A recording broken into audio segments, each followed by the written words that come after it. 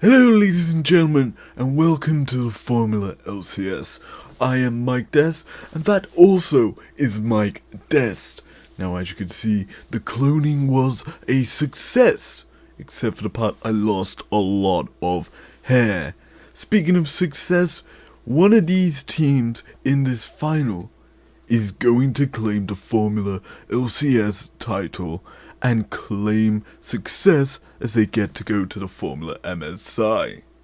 Only one of these teams can achieve this, so let's head into stage 1, where we'll find out who gets the lead early. Now, Mike, this is a massive intro game to this series, and up until this point in the stage, C9 have been dominant, creating a big gold lead, and are about to get the cloud paint job on their car.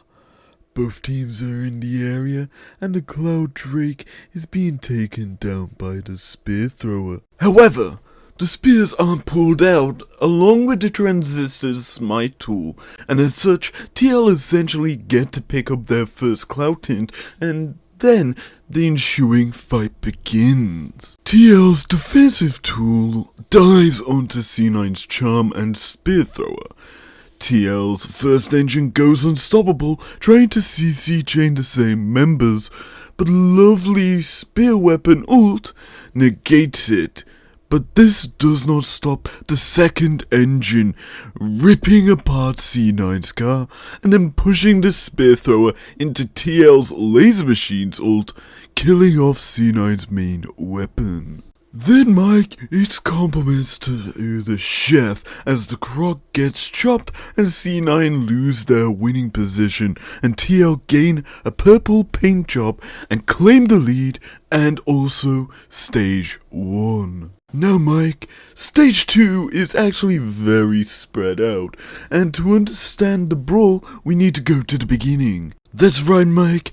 Now, TL's defensive tool is protecting their glaive thrower, and as they back it up, it gets separated, going over C9's vision tools and walking way too close to C9's vehicle.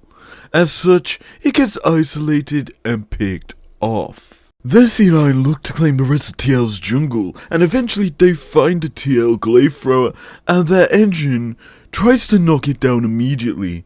But TL's card thrower stops this with a CC chain, and C9's engine is almost taken out.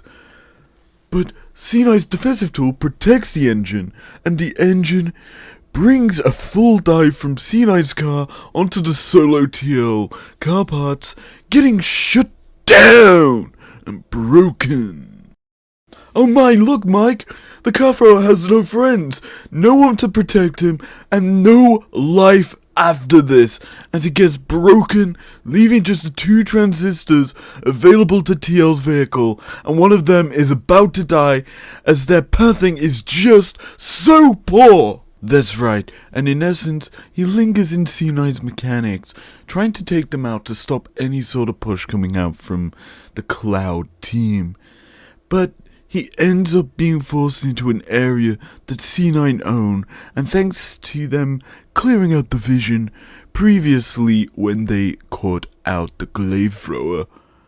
And what's more, the orb thrower hides in this darkness, catching the transistor, and then the rest is simple. The C9 team learn to take out the transistor, winning the brawl, and then also winning stage 2. Deadlock in this Grand Prix, and it's time for it to be possibly broken, and Game 3 has shown how close this series is, and it has been back and forth in terms of gold leads.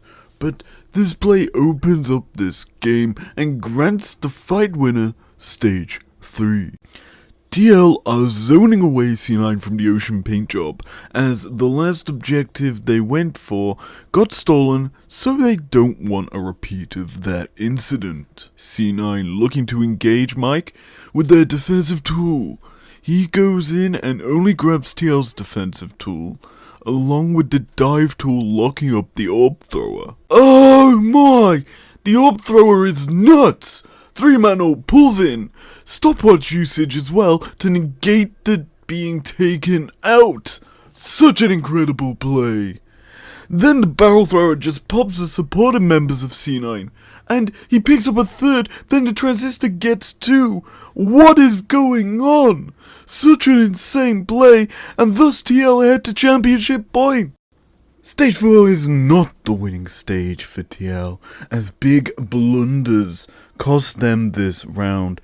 25 minutes in, and yet another pink drop fight. TL set up a flank with a fully prepped transistor coming in from behind. Their second transistor jumps onto the bubble machine, looking to take it out quickly. But C9's defensive tool negates the rest of TL's dive with a knock-up on their defensive tool. But somehow, with TL's big transistor ulting 2 car parts into the wall, they manage to take out C9's engine, thinking they have won the fight.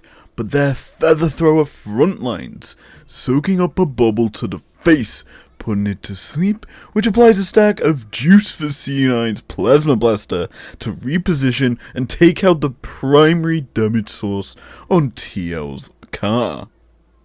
Although this gets traded back by the transistor, taking out the defensive tool, C9 have more car part utility and damage available as the barrel machine baits in TL, allowing it to be sacrificed for a double part destruction by the plasma blaster, giving C9 stage 4 and this fight.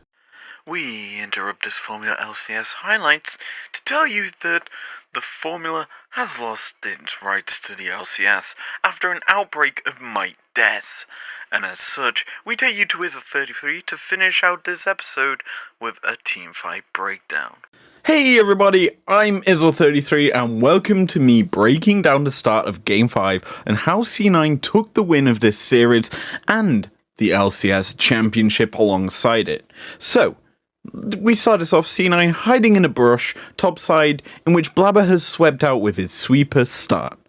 Then they proceed as the buff spawns to go into the blue buff jungle and steal it away.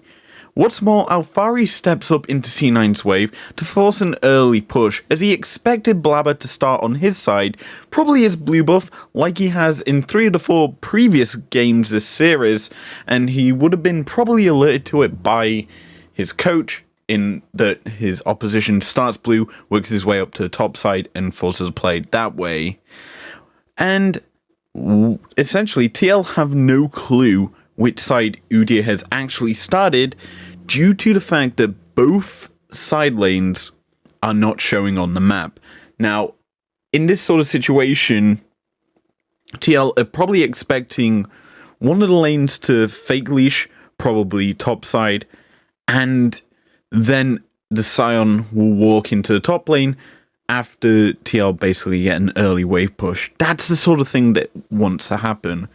However, C9's bot lane had actually lane swapped, and it's very easy for them to get behind Cho'Gath and get the kill, because the extra range advantage and the damage, plus the extra member being there to use their utility to knock up and lock down Alphari, is present. It's a very easy first blood for C9.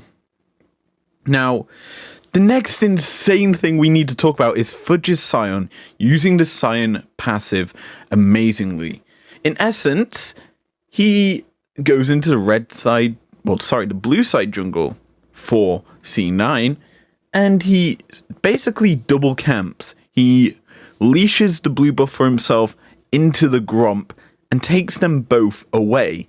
The reason being is these are the 2 nearest camps for TL to go and steal away. So when they're unavailable, it's very nice for you to basically deny camps away from the opposition. What's more, Scion, because he has a passive that makes him undead and gains insane amounts of lifesteal when he hits things, he's able to take these 2 camps without an issue. Even if he does die, it's fine. He just immediately respawns and then runs back to lane. In the bot side, though, it's not a winning matchup and he knows he'd probably be under turret, so why not just let the bot lane for TL get a push in and basically weather storm. It's an absolute amazing start for C9 as they get a 500 gold lead, and that's at 2 minutes into the last game of game 5, and they're able to balloon it. They absolutely snowball this game, smashing Team Liquid and giving themselves a LCS title. And this is the first title for Perks in NA. He's come over here after many years of success on G2, and he's just dismantled the LCS. What an amazing series. I enjoyed this, and thank you for tuning in for the Formula LCS Anarchy Analysis series. I do hope you've enjoyed them.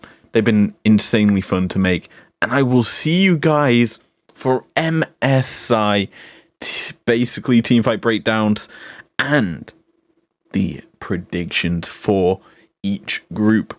I will see you guys then.